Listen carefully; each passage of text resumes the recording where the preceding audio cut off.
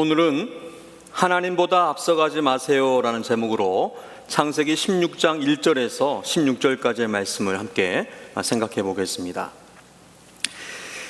여러분, 혹시 컵라면을 끓일 때 물 넣고 3분 기다리는 거 힘드셔가지고 1분 지났을 때 뚜껑 살짝 열어보고 2분 지났을 때 어차피 뱃속에 들어가면 뿔 테니까 그냥 드셔본, 그래서 딱딱한 그 면발을 씹어본 적이 있으십니까? 요즘에는 뜨거운 물을 붓고 그걸 못 믿어워서 전자레인지에 돌리기도 합니다. 아마존 배송 조회를 하루에도 몇 번씩 눌러봅니다. 카카오톡 일이 사라졌는지 계속 살펴봅니다. 일이 없어졌는데 답이 없으면 짜증이 납니다. 우리는 기다리는 것을 정말 못하는 것 같습니다. 우리 인생에는 참 기다리기 어려운 순간들이 있습니다. 병원에서 검사 결과를 기다리는 것도 어렵고, 회사에서 중요한 결정을 기다리는 것도 어렵습니다. 자녀의 진로가 결정되기를 기다리는 것도 어렵습니다. 기도한 문제가 해결되기를 기다리는 것도 어렵습니다. 특별히 요즘처럼 무엇이든 빨리 이루어지는 시대에 기다리는 것은 더 어렵습니다. 옛날에는 편지를 보내면 며칠을 기다려야 했습니다. 그런데 지금은 문자 메시지를 보내고 5분이 지나도 답이 없으면 이상합니다. 왜 답이 없지? 10분이 지나면 걱정이 됩니다. 무슨 일이 있나? 30분이 지나면 생각이 복잡해집니다. 나한테 화가 났나? 음식도 패스트푸드를 먹습니다. 인터넷도 조금만 느리면 답답해합니다. 엘리베이터를 타면 층수 버튼을 누른 후에 즉시 문 닫힘 버튼을 누릅니다. 문이 빨리 안 닫히면 한 번 더 누릅니다. 기다리는 것이 왜 이렇게 힘든 것일까요? 기다린다는 것은 내가 상황을 통제할 수 없다는 사실을 인정해야 하기 때문입니다. 하나님의 약속, 기도의 응답을 기다리는 것은 어떻습니까? 이것이 가장 기다리기 어렵습니다. 하나님께서 약속하셨습니다. 그래서 믿었습니다. 기도했습니다.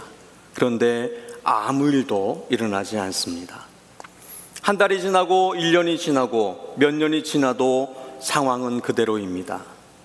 그러면 우리는 우리의 마음속에 이런 생각을 가집니다. 하나님께서 너무 늦으시는 것은 아닌가?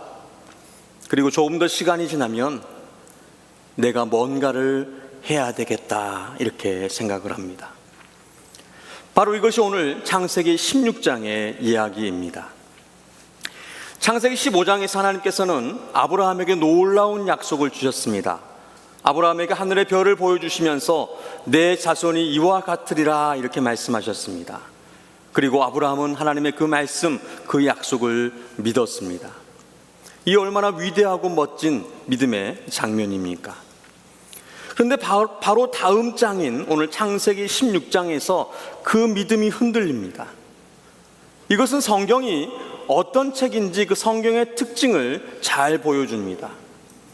성경은 믿음의 사람들을 영웅으로 미워하지 않습니다. 위대한 믿음의 조상 아브라함도 믿었다가 흔들렸다라는 것을 말씀하고 있는 것입니다. 우리도 똑같습니다. 어제는 믿음이 충만했는데 오늘은 걱정입니다. 주일에는 기뻐하며 승리의 찬양을 부르고 월요일 아침에는 현실을 보며 걱정합니다. 그러나 오늘 말씀은 아브라함이 왜 이렇게 형편없었는가라는 것을 말하는 것이 아니라 인간의 믿음은 흔들려도 하나님의 언약은 흔들리지 않는다는 것을 말씀하고 있습니다. 오늘 이 본문 말씀을 세 가지로 생각해 보겠습니다. 첫 번째, 기다리지 못하는 우리는 하나님의 일을 대신하려고 합니다. 오늘 본문은 이렇게 시작합니다. 아브라함의 아내 사레는 출산하지 못하였고, 이 짧은 문장 안에 사레의 평생 고통이 담겨 있습니다. 하나님이 분명히 자손을 약속하셨습니다. 그런데 아이가 없습니다. 그리고 3절을 보면 아브라함이 가나안 땅에 거주한 지 10년이 지났습니다. 하나님께서 약속하셨는데 10년 동안 아무 일도 일어나지 않았습니다. 그러자 사레가 생각합니다. 내가 방법을 찾아야 되겠다. 2절 말씀 다 함께 읽겠습니다. 사레가 아브라함에게 이르되 여호와께서 내 출산을 허락하지 아니하셨으니 원하건대 내 여종에게 들어가라. 내가 혹 그로 말미암아 자녀를 얻을까 하노라 하매 아브라함이 사레의 말을 들으니라. 사레에게 하갈이라고 하는 애굽 여종이 있었습니다. 당시 고대 근동에서는 아내가 자녀를 낳지 못할 경우 여종을 통해서 후손을 얻는 관습이 있었습니다. 그러니까 사레의 생각은 아주 일반적인, 그리고 사회적으로도 가능했고 법적으로도 큰 문제가 되지 않았던 그러한 생각을, 그런 계획을 세웠습니다. 그러나 중요한 것은 사람들이 그렇게 하는가가 아니라 하나님께서 그렇게 말씀하셨는가입니다. 여러분, 세상의 문화가 허용한다고 해서 하나님의 뜻이 되는 것은 아닙니다. 당시 사레의 생각은 상식적이고 논리적이었습니다. 하나님께서 자녀를 약속하셨다. 그러나 나는 아이를 낳을 수 없다. 그런데 하갈은 아이를 낳을 수 있다. 그렇다면 하갈을 통해서 하나님의 약속을 이루면 되지 않는가? 아주 논리적인, 아주 명석한 생각이었습니다. 그런데 결정적인 문제는 하나님께서 약속하신 일을 인간의 방법으로 이루려고 한다는 것입니다. 사레가 하나님께 이렇게 말하는 것 같습니다. 하나님, 약속하신 것은 감사하고 좋은데요, 제가 보기에는 너무 느립니다. 더 이상 못 기다리겠습니다. 그래서 제가 방법을 하나 준비했습니다. 저는 그것을 하려고 합니다. 여러분, 우리는 다를까요? 우리는 기도합니다. 그런데 기도하고 하나님께 맡기기보다는 결국 내가 모든 것을 통제하려고 합니다. 사업이 어렵습니다. 처음에는 기도합니다. 그러다가 마음이 급해지면 정직하지 않는 세상의 방법이라도 쓰고 싶은 유혹을 받습니다. 자녀 문제가 있습니다. 처음에는 하나님께 맡깁니다. 그런데 다른 집 아이와 비교하기 시작하면서 마음이 급해집니다. 저 집 아이는 벌써 이것도 하는데 우리 아이는 왜 이렇지? 그리고 자녀를 하나님께 맡기는 것이 아니라 자녀의 인생을 설계하고 통제하려고 합니다. 결혼도 그렇습니다. 하나님께서 좋은 배우자를 주시기를 기도합니다. 그런데 시간이 지나면 마음이 급해지고, 그러다가 믿음도 가치관도 중요하지 않게 되어집니다. 일단 결혼부터 하고 보자. 직장도 그렇고 진로도 그렇고 공부도 그렇고 건강도 그렇습니다. 우리가 하나님보다 앞서가기 시작하는 순간 하나님께서 아무것도 하지 않으신다고 생각하게 됩니다. 하나님께서 침묵하신다고 원망합니다. 더 이상 기다릴 수 없다고 투덜거리는 것입니다. 여러분, 하나님이 침묵하시는 것 같은 것은 내 느낌적인 느낌입니다. 하나님께서 침묵하신다고 해서 하나님이 일하지 않으시는 것이 아닙니다. 우리가 이 땅 위에서 아무것도 보지 못하는 순간에도 하나님은 보이지 않는 곳에서 자신의 뜻을 이루고 계시는 것입니다. 쉬지도 않고 졸지도 않고 하나님께서는 일하고 계십니다. 우리는 사레의 말을 자세히 살펴볼 필요가 있습니다. 여호와께서 내 출산을 허락하지 아니하셨으니, 허락하지 아니하셨다. 사레는 하나님의 주권을 인정합니다. 하나님이 허락하셔야 아이를 가질 수 있다는 것을 알고 있었습니다. 그런데 바로 다음에는 자신이 상황을 통제하려고 합니다. 여호와께서 내 출산을 허락하지 아니하셨으니, 이 원어의 뜻은 여호와께서 나를 막으셔서 아이를 낳지 못하게 하셨다. 원하건대 내 여종아 들어가라. 내가 혹 그로 말미암아 자녀를 얻을까 하노라. 하나님의 약속이 다른 방법으로, 혹시 내가 아닌 다른 사람을 통해서 이루실지도 모른다는 그러한 사레의 추측, 그 사레의 바람, 사람의 방법이었던 것입니다. 우리는 사례에게서 나의 모습을 발견할 수 있습니다. 우리도 고백하고 노래합니다. 하나님이 내 인생의 주인이십니다.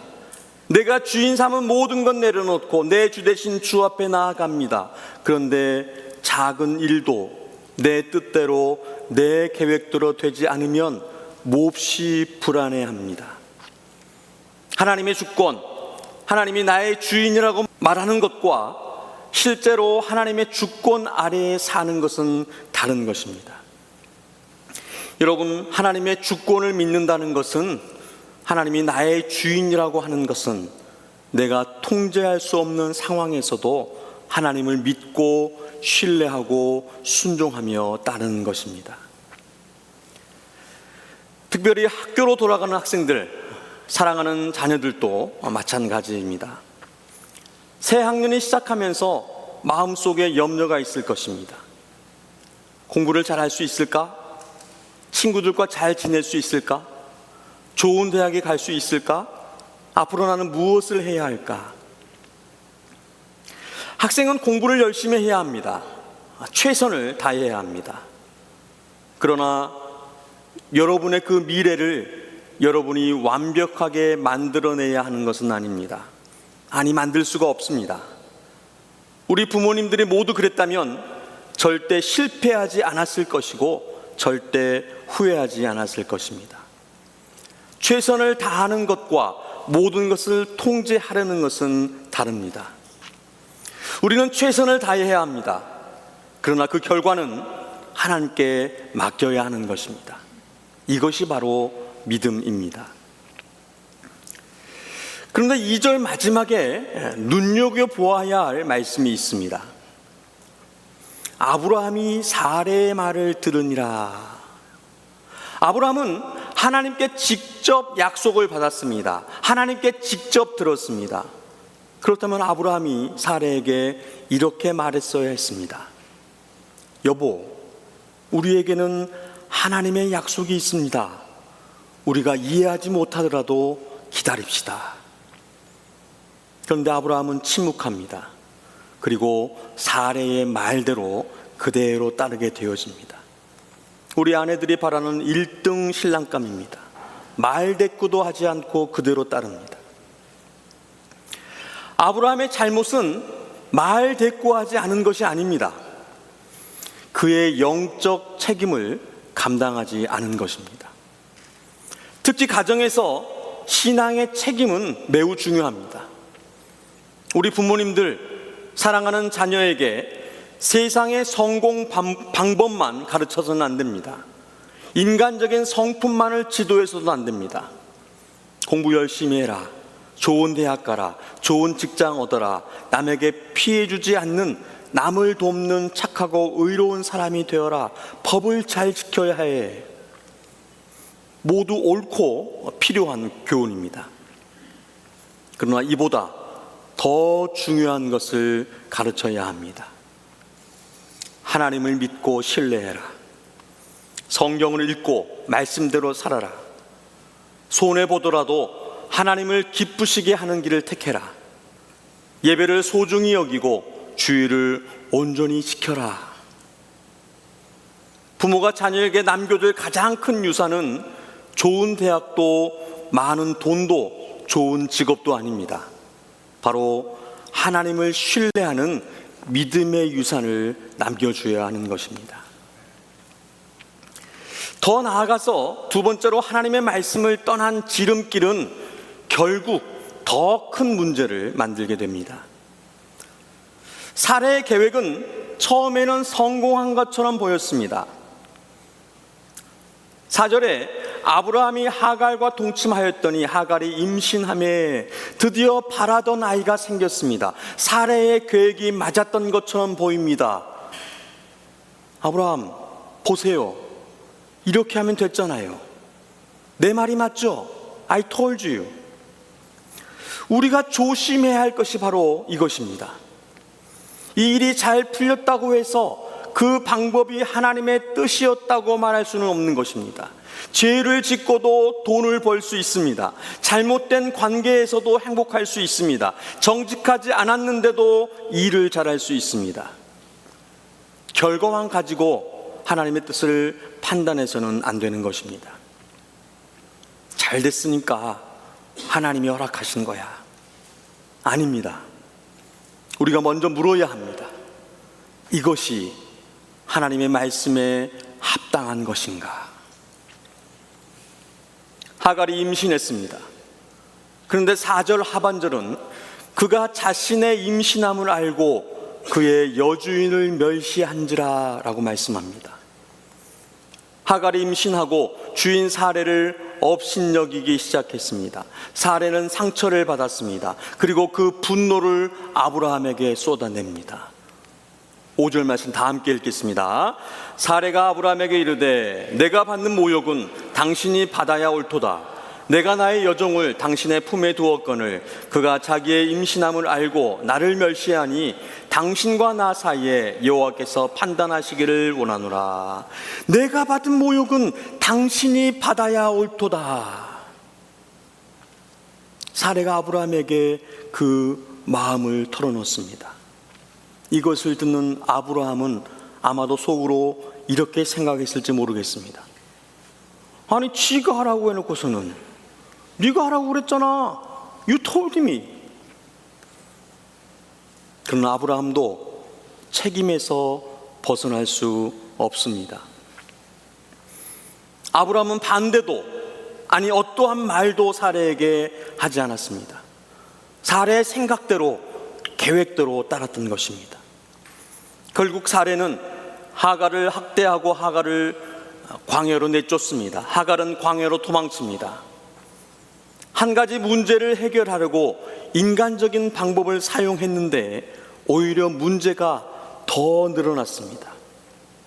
왜 그렇습니까? 여러분, 죄에는 언제나 우리가 처음 계산하지 않았던 부가 비용이 듭니다. 죄는 언제나 우리에게 이렇게 말합니다. 이게 더 쉬워. 이게 더 빨라. 이번 한 번뿐이다. 아무도 몰라. 다들 그렇게 한다고. 또한 거짓은 또 다른 거짓을 부릅니다. 죄는 처음에는 지름길처럼 보이지만 결국 더 먼 길을 돌아가게 만듭니다. 어른들에게는 많은 지름길이 있습니다. 사업에서 정직보다 이익을 선택하는 지름길, 관계에서 대화보다 회피를 선택하는 지름길, 부부 사이에서 용서보다 침묵과 냉전을 선택하는 지름길, 자녀 교육에서 기다림보다 압박을 선택하는 지름길, 그리고 신앙생활에서 말씀과 기도보다 세상의 방법을 선택하는 지름길을 알고 있습니다. 그 순간에는 그 지름길이 편해 보입니다. 하지만 결국 관계가 깨어지고 마음이 상하고 더 큰 대가를 치르게 되는 것입니다. 우리 학생들도 마찬가지입니다. 숙제를 안 했는데 친구 것을 베끼면 쉽습니다. 시험 준비를 못했는데 부정행위를 하면 빠릅니다. 친구들에게 인정받기 위해서 누군가를 함께 따돌리면 그 그룹에 쉽게 들어갈 수 있습니다. 그러나 하나님의 뜻을 떠난 지름길은 결국 우리를 더 좋은 곳으로 데려가지 못합니다. 오늘 본문에 이 지름길에 대한 매우 재미있는 사실이 있습니다. 오늘 보면 마지막 16절에 이스마엘이 태어날 때 아브라함의 나이가 86세였습니다. 그런데 다음 장 창세기 17장에서 하나님께서 다시 아브라함에게 나타나실 때의 아브라함 나이가 99세입니다. 무려 13년이 지납니다. 이것이 무엇을 말씀합니까? 아브라함과 사레가 인간적인 방법을 사용했다고 해서 지름길로 갔다고 해서 빨리 간 것이 아닙니다. 하나님의 시간이 빨라진 것이 아니라는 사실입니다. 우리가 하나님보다 앞서 간다고 해서 빨리 갈 수 있는 것이 아닙니다. 오히려 상처와 갈등만 더해집니다. 여러분 기억하시기 바랍니다. 우리가 조급해서 하나님의 방법을 버린다고 해서 하나님의 계획이 빨라지는 것이 아닙니다. 특별히 우리는 자녀들을 키우면서, 우리 부모님들은 자녀를 키우면서 마음이 조급해질 때가 있습니다. 2003년 유학차 미국에 와서 첫째를 낳았습니다. 그런데 첫째가 자라면서 말을 잘 못하는 것입니다. 어떤 간호사분이 아이를 보더니 이 아이가 장애가 있다는 것입니다. 그래서 정신과 의사를 만나보라고 했습니다. 덜컥 겁이 났습니다. 걱정이 됐습니다. 그런데 의사를 만날 만한 형편이 못 되었습니다. 기도만 했습니다. 그런데 지금까지 아무런 문제가 없습니다. 나중에 한 사실인데 다중언어적 환경에 있는 아이들 중에는 언어 발달이 조금 늦는 아이가 있다고 그럽니다. 자녀를 키우다 보면 들리는 소리가 다른 집 아이는 벌써부터 대학 준비를 한다고 합니다. 학원을 보내고 과외를 시킵니다. 그래서 성적도 좋고 음악도 잘하고 운동도 잘한다고 그럽니다. 사회활동 경력도 많다고 그럽니다. 그러면 마음이 불안해집니다. 우리 아이는 늦는 것이 아닐까? 그런데 부모의 조급함이 자녀의 짐이 될 수 있습니다. 우리 자녀는 부모의 작품이 아니라 바로 하나님의 작품입니다. 부모의 책임은 자녀의 인생을 설계해주고 그 인생을 대신 살아주는 것이 아니라 말씀으로 양육하고 기도하고 바른 길을 가르치는 것, 그리고 하나님의 손에 자녀를 맡기는 것입니다. 좋은 대학보다 더 중요한 것은 하나님을 아는 것입니다. 좋은 직업보다 더 중요한 것은 하나님을 경외하는 것입니다. 성공보다 더 중요한 것은 하나님의 부르심에 순종하는 것이라는 사실입니다. 우리가 자녀들에게 이것을 보여줘야 합니다. 이것을 보여주는 부모님들, 이것을 발견하는 자녀들 되시기를 축복합니다. 세 번째는 우리가 실패해도 하나님은 우리를 버리지 않으십니다. 장면이 갑자기 광야로 바뀝니다.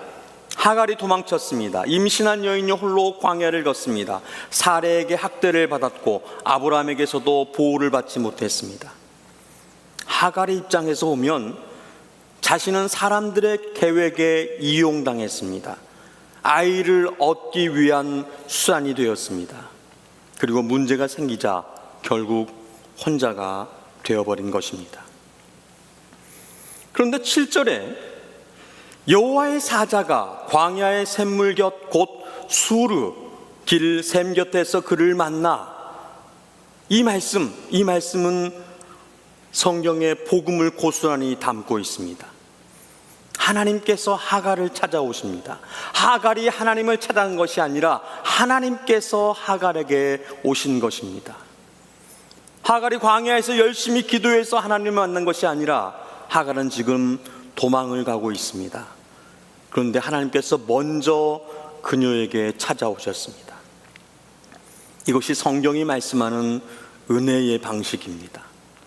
아담도 아브라함도 야곱, 이스라엘 백성도 하나님께서 찾으셨고 찾아오셨습니다. 예수 그리스도께서도 우리를 구원하시기 위해서 친히 그분께서 이 땅에 내려오셨다는 그러한 사실입니다. 여러분, 복음은 죄인이 열심히 하나님을 찾아 올라가는 이야기가 아니라 하나님께서 죄인을 찾아서 내려오신 이야기가 바로 복음입니다. 이것이 바로 하나님의 은혜입니다. 여호와의 사자가 하갈에게 묻습니다. 사레의 종 하갈아, 내가 어디서 왔으며 어디로 가느냐? 하나님께서 하갈의 위치를 몰라서 물으신 것이 아닙니다. 하갈로 하여금 자신의 상태를 돌아보게 하시는 것입니다. 내가 어디서 왔느냐? 하갈이 대답합니다. 나는 내 여주인 사레를 피하여 도망하나이다. 그런데 두 번째 질문에는 대답하지 못합니다. 어디로 가느냐? 대답이 없습니다. 왜 그렇습니까? 도망은 가는데 어디로 가야 할지 모르기 때문입니다. 여러분, 우리의 인생도 이럴 때가 있습니다. 우리는 무엇이 싫은지 분명합니다. 직장도 싫고 사람도 싫고 상황도 싫고 문제가 너무 힘듭니다. 그래서 도망가고 싶습니다. 그러나 정작 어디로 가야 할지 모릅니다. 고통에서 도망하는 것과 하나님의 인도를 따라가는 것은 다른 것입니다. 하나님께서는 도망치는 하갈을 만나시고 그녀의 삶을 다시 하나님의 섭리 가운데 붙들어 주셨습니다. 그리고 11절에서 하나님은 하갈에게 놀라운 말씀을 하십니다. 11절 다 함께 읽겠습니다. 여호와의 사자가 또 그에게 이르되 내가 임신하였은즉 아들을 낳으리니 그 이름을 이스마엘이라 하라. 이는 여호와께서 내 고통을 들으셨음이니라. 아멘. 이스라엘이라는 이름은 하나님께서 들으신다라는 뜻입니다. 사람들은 하갈의 고통을 제대로 듣지 않았습니다. 그 주인 사레도 그녀의 아픔을 헤아리지 않았습니다. 아브라함도 그녀를 적극적으로 보호하지 않았던 것입니다. 그러나 하나님은 들으셨습니다.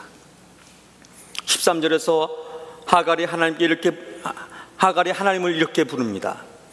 하갈이 자기에게 이르신 여호와의 이름을 나를 살피시는 하나님이시라 하였으니 이는 내가 어떻게 여기서 나를 살피시는 하나님을 배웠는고 함이라. 나를 살피시는 하나님이라 하였다. 이것이 바로 여기에 나오는 하나님의 특별한 이름입니다. 바로 엘로이. 엘로이. 엘은 하나님이란 뜻이고 로이는 살피다라는 뜻입니다. 그래서 엘로이는 나를 보시는 하나님, 나를 살피시는 하나님, 나를 지키시는 하나님이라는 그런 뜻입니다. 여기에는 아주 중요한 사실이 담겨져 있습니다. 하갈은 하나님을 향해서 단순히 그냥 지켜보고 계시는 하나님이라고 고백한 것이 아닙니다. 그의 고백은 훨씬 사적이고 개인적입니다. 하나님께서 나를 눈여겨보셨다, 유심히 보셨다, 주목하셨다라는 뜻을 담고 있습니다. 여러분, 세상에 수많은 사람들이 있습니다. 아브라함도 있고 사레도 있고 아브라함의 많은 식솔들이 있습니다. 가나안에 수많은 사람들도 있습니다. 그런데 아무도 주목하지 않던 한 애굽 여종 하갈을 하나님께서 보고 계셨습니다. 지켜보고 계셨습니다. 주목하고 계셨습니다. 사람들의 눈에는 하갈이 그저 한 명의 여종이었지만 하나님의 눈에는 그녀도 하나님께서 살피시는 한 생명이었다는 그러한 사실입니다. 그래서 하나님은 그 하갈을 주목하셨습니다. 엘로이, 멀리서 구경하시는 하나님이 아니라 우리를 지켜보고 계시고 주목하고 계시고 눈여겨보고 계시는 하나님이시라는 그러한 사실입니다.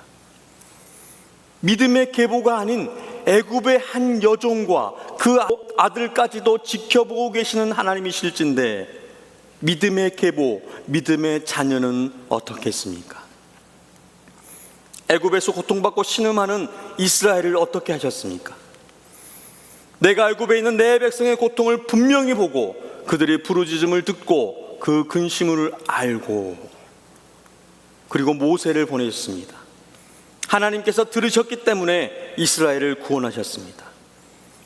그러므로 하나님께서 나를 보신다는 것은 나의 상황을 단지 알고 계시는 것으로 끝나지 않습니다. 하나님은 나를 외면하지 않으신다. 나의 눈물을 기억하신다. 나의 인생을 꼭 붙들고 계신다라는 뜻을 엘로이가 담고 있습니다. 혹시 우리 가운데 아무도 내 마음을 몰라, 아무도 날 이해하지 못해, 이렇게 생각하시는 분이 계십니까? 가족도 모르고 배우자도 모르고 자녀도 모르고 시어머니도 며느리도 모른다. 교회 사람들도 몰라. 다른 사람들에게는 말할 수 없는 그런 아픔이 있습니까? 오늘 하나님께서 말씀하십니다. 나는 안다. 나는 너를 보고 있다. 말하지 않아도 내가 다 알고 있다. 이렇게 말씀하십니다. 자녀 때문에 남몰래 흘린 눈물을 하나님은 보십니다. 경제적인 문제 때문에 밤잠을 이루지 못하는 시간을 하나님은 아십니다. 몸이 아픈데도 가족들에게 걱정을 끼치기 싫어서 혼자 참았던 것도 하나님은 아십니다. 사업과 직장의 무거운 책임을 아무에게도 말하지 못하고 견디는 것도 하나님은 보고 계십니다. 교회를 섬기면서 아무도 알아주지 않는 것처럼 느꼈던 그 수고도 하나님은 알고 계십니다. 사람들은 보지 못해도 엘로이께서 감찰하시는, 지켜보고 계시는, 주목하시는 하나님께서는 우리를 보고 계신다는 그러한 사실입니다. 사람들은 듣지 못해도 이스마엘의 하나님은 듣고 계신다는 그러한 사실입니다. 우리의 자녀들도 이것을 꼭 기억하시기 바랍니다. 학교에서 다른 사람의 시선을 많이 의식할 수 있습니다. 선생님과 친구들이 나를 어떻게 볼까? 내가 인기가 있나? 내가 바보처럼 보이지는 않을까? 나는 왜 저 친구처럼 잘하지 못할까? 특히 SNS를 보면 다른 사람들은 다 행복하고 다 잘하고 다 멋있게 사는 것처럼 보입니다. 그런데 사람들이 여러분을 어떻게 보는가 보다 더 중요한 것은 하나님이 여러분을 어떻게 보시는가입니다. 여러분의 가치는 성적표가 결정하지 않습니다. GPA가 결정하지 않습니다. 좋은 대학이 결정하는 것이 아닙니다. 친구의 평가가 결정하지 않습니다. 하나님은 여러분을 하나님의 걸작품으로 창조하셨습니다. 여기 $100가 있습니다. 이것을 한번 구겨보겠습니다.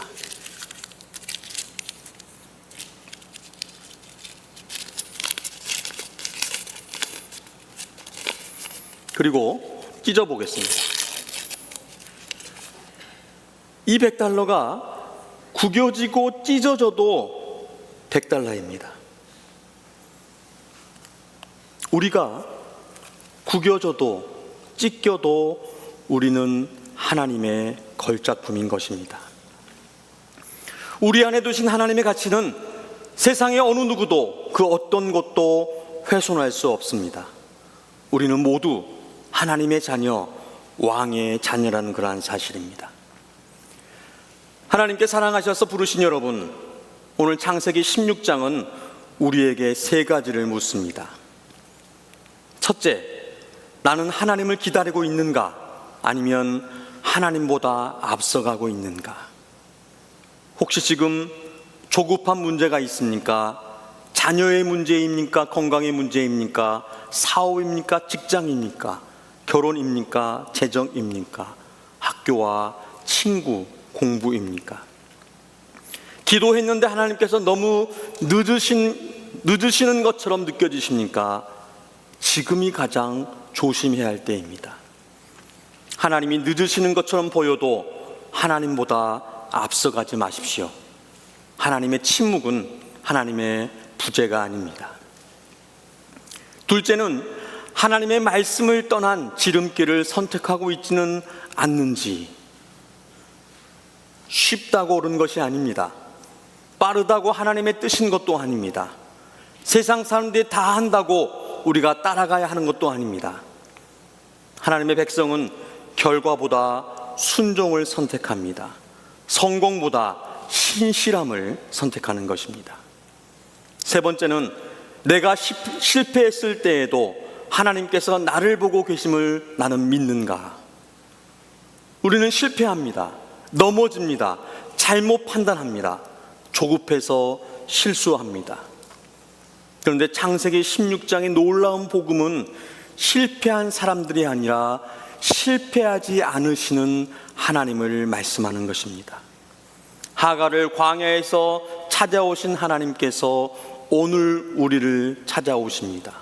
우리의 기도를 들으시고 우리의 눈물을 보십니다. 그리고 그리스도 안에서 우리를 끝까지 붙들고 계시는 것입니다.